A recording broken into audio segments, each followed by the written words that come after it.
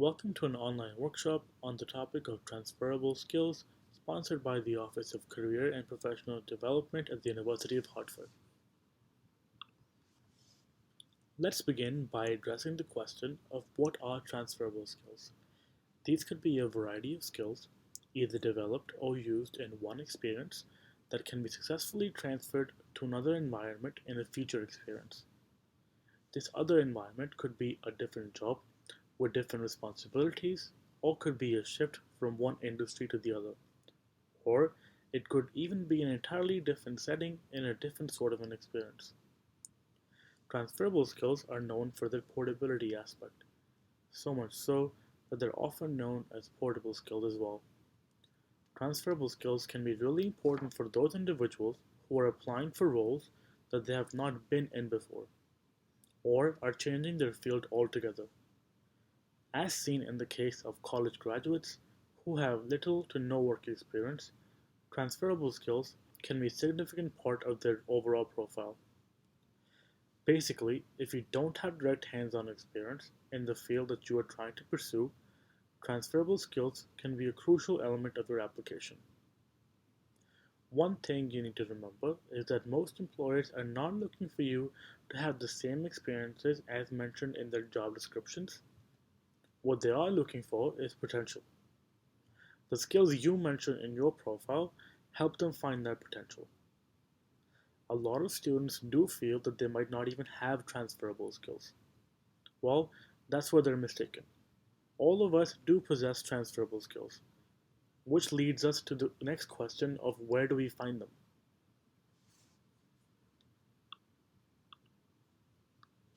Transferable skills can be gained over a lifetime through multiple experiences.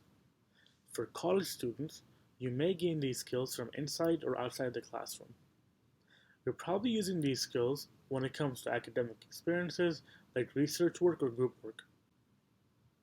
You definitely want to look back to internship experiences, on-campus jobs, and other work experiences you might have had in the past, and look for these skills. There are a number of other extracurricular activities that you might be involved in where you might be using these skills. For example, clubs and organizations, e-board positions, student leadership or mentorship positions, teaching or graduate assistantships, being an RA or an RFA, being in the Red Key Society, doing community service, or even through your personal hobbies and interests. Let's move on to talk about the first step of identifying transferable skills. There are basically two ways. The first one being reflecting on past experiences. Let's do a quick activity to go back to the previous slide and look at all those experiences. Check for those that you might have had for yourself and list the top 5 transferable skills that you think you either gained or used in those experiences. The other way is to look at job descriptions of job titles that you might be applying to. A lot of times you would see the job description would give you clues as to what kind of transferable skills the employer is looking for. Let's look at a few examples below. The first one is of an accountant's job description. So one of the requirements of an accountant is to provide financial information to the management by researching and analyzing accounting data. So if you're applying to this job, you want to make sure that you're looking back to your researching and analyzing skills and putting that down as a transferable skill. Let's now look at a certified nursing assistant's job. Looking at this one, we can highlight transferable skills like customer service and reporting skills. The next one is of a Java developer. And looking at this job description, we can say that the employer is looking for somebody who possesses the designing and technical skills. On this slide, we have a few examples of transferable skills. At this point, what you want to do is go back to the list of transferable skills you wrote down for yourself and see how many of these were a match. You might even wonder what the purpose of skill mapping is. Why are we paying so much attention to figuring out our transferable skills? For starters, skill mapping helps you identify the skills which are most relevant to the job that you're applying to. It further helps you structure a skills sections on your resume as well. A big conception of students is that they need to simply list what they did in their previous experiences. You don't want to just list your actions you performed, but you want to begin with the skills you either gained or used in that experience to perform the action or the duty. Also, once you are more aware about your own skills, it definitely prepares you to answer questions you might be asked in an interview. We're not just figuring out skills which are our strengths, but we're also going to be figuring out skills that we might want to improve on. And the more skills you know about yourself, the better you're going to be able to market yourself. Well, that was just the first step about identifying your transferable skills. It doesn't stop there. You also need to be able to articulate your transferable skills and talk about them. When it comes to resumes, you're going to be using these skills to describe your work and extracurricular experiences. You will also make a separate skills section which will be towards the top of your resume. And in the body of the cover letter, you're going to be talking about past experiences and how you used your skills and compared to the job duties mentioned in the job description. Even when it comes to an interview, you're going to be talking about past roles and skills used. What you want to make sure is that you're not just listing out your skills, but you're also backing them up with giving them examples from past experiences. You definitely want to talk about your involvement and how you contributed to the result that was achieved. You can display good research skills by researching the company before the interview, and can also exhibit good interpersonal skills when you're in the interview itself. A bonus tip is to mention your skills on LinkedIn as well, in the skills and endorsement sections. Now think for a minute. Do you think your degree is enough to get you the job? Your degree might be the first step towards getting you qualified for the job, but it does not guarantee you one. Your ultimate goal should be of combining your skills, experiences, academics, and personality to get your dream job. Combining all of these enables you further to build your personal brand. If you market your skills successfully, they might even be the deciding factor of getting the job. One way to market yourself better is to look for skills that are the best fit for the employer. Let's look at it more in the next slide. Now take a minute and think about a recruiter's job. They're provided with a set of skills to look for in a candidate, and their job is to look for the right fit. Now, they might not be the one giving you the job in the end, but they can definitely screen you out in the application process. What you need to do is help them do their job to your benefit.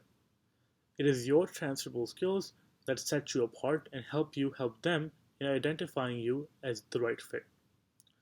Try to remember from the previous slide that looking at the job description is an important step. It basically tells you what to include in terms of what might be relevant to the job.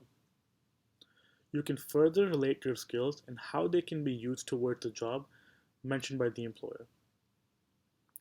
To top it off, you can show them how your skills add value to the organization. Because if you think about it, even in the interview, that's what they're trying to figure out about you. They want to know what would you bring to the table. Let's do another quick activity to introduce you to the topic of hard versus soft skills. Take a minute and pause the video to look at these examples of transferable skills. See if you can figure out which one of these is a hard skill and which one of them is a soft skill, and note them down. The biggest test to check if a transferable skill is a hard skill is to see if you're able to measure or quantify it. Soft skills are also really important. However, it can be difficult to show specific evidence when it comes to backing up your soft skills. Having said that, soft skills do come to show in your interview itself. They can also be seen once you are hired and are on the job. After having understood how to differentiate between hard and soft skills, let's go back to the previous slide and do the activity again. Note down your revised choices and see the difference. When you think back to your previous experiences, you can show evidence for skills like project management, digital marketing, written communication, presentation, and research skills. However, when it comes to skills like hardworking, patient, and attention to detail, it can be hard to do so. Now, these are important skills, but they're known as soft skills, and they can be better observed in an interpersonal setting once you're hired. While soft skills are important, I would encourage you to focus on hard skills when it comes to preparing for your resume, cover letter, or interview. You are free to mention soft skills, but as mentioned before, they are seen better over time in observation, and there can be less evidence to back them up. However, your references might be able to highlight your soft skills for you.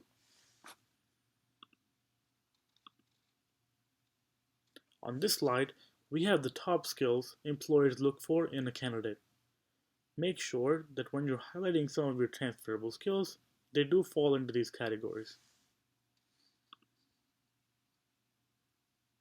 Focus on this easy formula.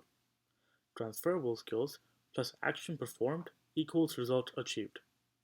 So every time you want to talk about any experience, you want to make sure you're not just talking about the duties or actions performed, but you're also mentioning transferable skills you use to perform those actions. Then further mention the results you achieved because of those actions. My final advice would be to remember that you are your own best resource. This presentation was merely an overview about transferable skills. This should only motivate you further to go on the internet and learn more about transferable skills, and look up as many examples as you can. This would help you identify transferable skills for yourself and successfully use in your application process.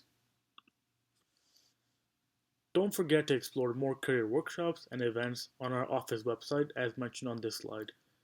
If you have any questions, email us at career@hartford.edu.